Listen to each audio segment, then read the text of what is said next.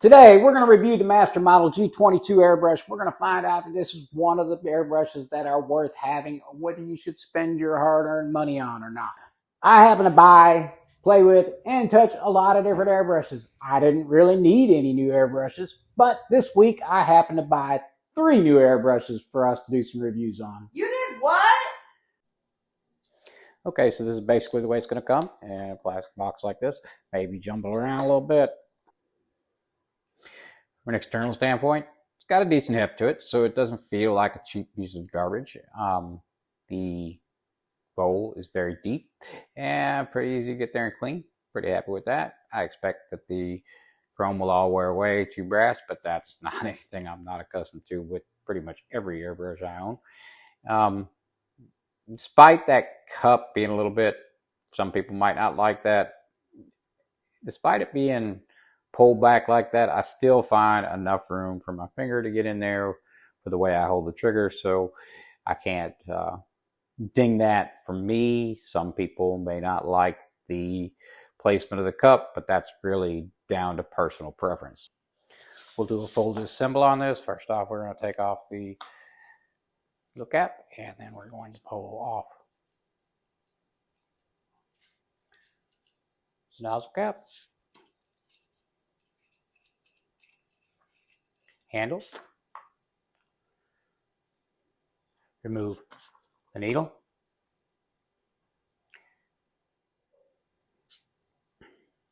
as I fully expected. The needle is definitely not amongst the polished variety. Nothing to write home about here, but not ridiculously bad, just not polished. I'm not going to polish it before I go through the demo, but I will polish it should I keep this brush around. I'm going to remove the barrel assembly. There's a little bit of grit in them threads. Nothing major. Nothing a little bit of lube couldn't cure, but I'm not really going to worry about that. Bother with lubing that up. It's one of them parts that once it's screwed in, really doesn't much matter.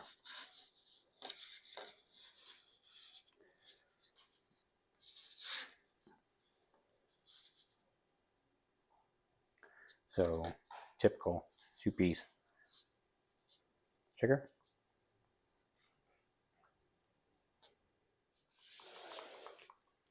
Air valve be unscrewed from the bottom. The entire air valve will come out, leaving you with, as you can see, there's a little bit of lube in there on the O-ring. No sense taking that O-ring off right now. But that's pretty standard stuff, pretty much the same across any airbrush you're going to run into.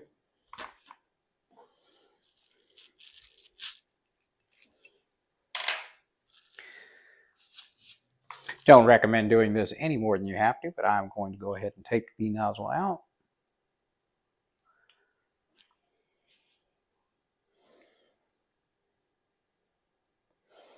Having one of these tools is, if you're going to have a screw-in nozzle type airbrush, is handy. No surprise here, they have a little O-ring in them. Usually once those are screwed in, really doesn't make no difference. I'm going to keep it in that condition for the time being.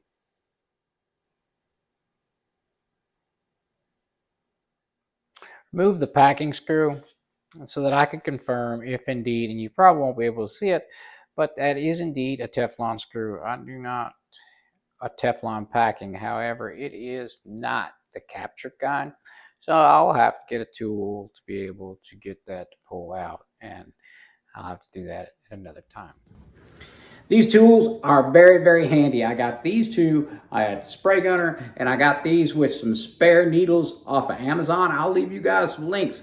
With these tools, I can strip an airbrush faster than you can get an exotic dancer to take off her clothes, and with a lot less drama than you're going to get from OnlyFans. So I just grabbed some golden high flow, went in there in my spray area, and decided to spray, give you an idea of how big of a pattern you can expect to see out of these airbrushes. Running about 35 psi here. I adjusted with the pressure, played with the pressure, and added a little bit of reducer into the paints as we went along, and see if we can get some fine lines. you know, obviously at first the line quality was not stellar, and that is a matter of trying to find out what the ratios, and of course that coarse needle does not help matters whatsoever, but you know, that's a minor thing that can be corrected easily with polishing. Of course, just about any airbrush is going to be able to create blends, as we're showing right there. And you know, you can get some reasonably fine lines. So doodles, squiggles, and lines and stuff like that are all great, but sometimes the best thing you can do is just go grab some paint, throw it in the cup, and start painting something to find out what you really think. So I happened to grab this little skull stencil I got just laying around. First thing I came across, I decided to just go ahead and throw it in there. So come in and do shading. Of course, it's having no issues whatsoever doing the shading and blending throughout there. And as you can see, we start to get there and build in further and further. As we go into the picture, we'll start getting tighter and tighter with things. I'm not going to do a full painting here. That's not the intent whatsoever. It's just to, you know, take my mind out of squiggles, lines, and dots and just see how it actually behaves in an actual painting setting. As is often the case, once I got in there, that little grittiness in the trigger, of course, it starts loosening up a little bit. And really, once I get in there and just started painting, not paying attention to it, I really didn't notice it. It was not distracting whatsoever in painting. And as you can see, I'm able to get all the crack-like and fine line detail that I need for a painting like this. Right about now, his ADD's kicking in, and he's forgetting that he's working on an airbrush review. So ultimately, it's not a bad airbrush.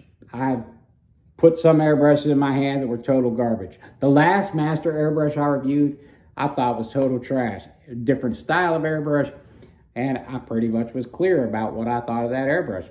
This is not so bad, but should you spend your money on it? I think before you spend your money on this airbrush, you should watch my next video, which is going to be eye-opening, I believe, to you guys. So at the end of the day, should you spend your money? Well, I spent my money on it, but I spent my money on it so that I could do some comparison reviews. And I think you should watch this next video before you do it. At the end of the day, that decision is entirely on you, and I will leave you the link down in the description below. Anyway, guys, I'm Bill Kennedy with the Airspace, and I will see you on the next one.